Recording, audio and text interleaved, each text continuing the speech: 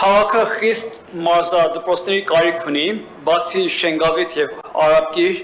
Էսպանիան մարզադպրոցներ չունենք, որ համապատասխանում են ստանդարտ չափսերին։ Ցավալի է, այստեղ դու կարեք ոչ միայն քաղաքի բյուջեվասանեք, կարեք համագործակցեք բիզնեսմենների հետ, օրինակ Մալացիա Սեբաստիա մեծ համայնքի նման մի մարզադպրոց չկա։ Այդտեղ կա մեծ գործարար Սամվել Ալեքսանյան, որ դուք կարեք դիմեք, չեմ կարծում մերժի, հողը տվեք, մնացածը իր միջոցով գա։ Այսինքն այդ պրակտիկան բոլոր երկրներում քաղաքներում կա, ինչու չեք արել, ինչու չեք անում, չեմ հասկանում։ Այստեղ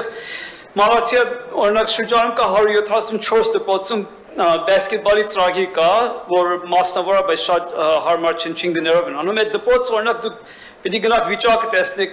օղակները պրուժիններ չունեն, նույն Էրեբունի համայնքում 160 դպրոցում, Ավանում 171 դպրոցում, Աջափնյակում 100 դպրոցում, Նորնորքում 143 դպրոցը, Նորք Մարաշ 157 դպրոց, այդ հատակները դուք շիրիվովկա չեք անում, այստեղ նորակառույցի կարիքն չկա, ընդհանրապես շիրիվովկա արեք, օղակներ դզեք, պատեր դզեք, եղավ գոնե մինիմում ստանդարտների համապատասխանող մարզասրաններ, որ երեխեք կարան պարապեն։ Հետո նորերը պիտի կառուցվեն։ Նորերը կառուցվելուց էլ խնդրում եմ, ստե պետություններ ոնց որ սխալմունք անում է, չափերը փոքր եք սակում ու պատը ճիշտ հասնում է ասենք մարզասրահի եզրին։ 2-3 մետր խնայի մեկ լեն սարքիկ, որ մարդիկ նստում են կարան խաղան, նայեն ոտերը չբարձրացնեն ամեն անգամ երեխեքը վազելուց։ Այսինքն այդ ագահությունը որտեղից է գալիս, մի քիչ նորմալ ստանդարտներին համապատասխանեցեք, կողքերն ավել դրեք մի քիչ։ Այստեղ ծանրամարտության խնդիր կա քաղաքում, 15-16 տարեկան տղաները, աղջիկները նույնպես արդեն պիտի ծանրամարզությունով պարապեն, չկա, սաղ Երևանում տեղ չկա, 25-30-35 հազար դրամ են ամսավճարի մեկուի մասնավոր 3 տեղ որ կա, էդ է, այսինքն զրկված են, ընդհանրապես այս երկիրը քաղաքը զրկված է սպորտի զարգացումից։ Ֆուտբոլի դաշտեր եք սարքում, գարաժի մնում է տեղը լենությունը ֆուտբոլի դաշտերն մոտ 10 մետր, մի հատ գարաժը փոխարեն հանեք մի քիչ լեներներ երեխեք կարող են խաղային, ասում եք բակերն ենք վերադարձում, ոչ նորմալ չեք վերադարձում, անում եք մի հատ երկու հատ են հանեք, նորմալ տարածքներ տվեք երեխեք խաղան։ Լավ, անցնենք մյուս խնդրին, ստեղ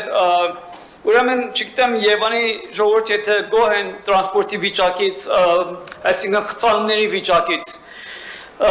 եթե տեղյակ չեք, այս վերջերս գիտեմ շատ փոփոխություններ եղել, անդադ ավտոբուսի գծեր են դրվում, հանվում են, հետիոթի գծեր են դրվում, հանում են, կարմիր կանաչ լույսեր կան, որ ժամկետներին չեն համապատասխանում, տեղեր կա, որ պիտի ավելի երկար լինի, 30 վայրկյան, բայց 15 վայրկյան, այստեղ պատասխանատուն մի անձ է, որ տրանսպորտի վարչության պետն է այստեղ եւ քրեական գործերը հարուցված են, ես այս վերջերս եմ իմացել։ $2 միլիոն փող ազեցել հապսակել ըստ կասկածանքի կարմիր գծերի ղեկավարն էր, քրեական գործ արեցած $2 միլիոն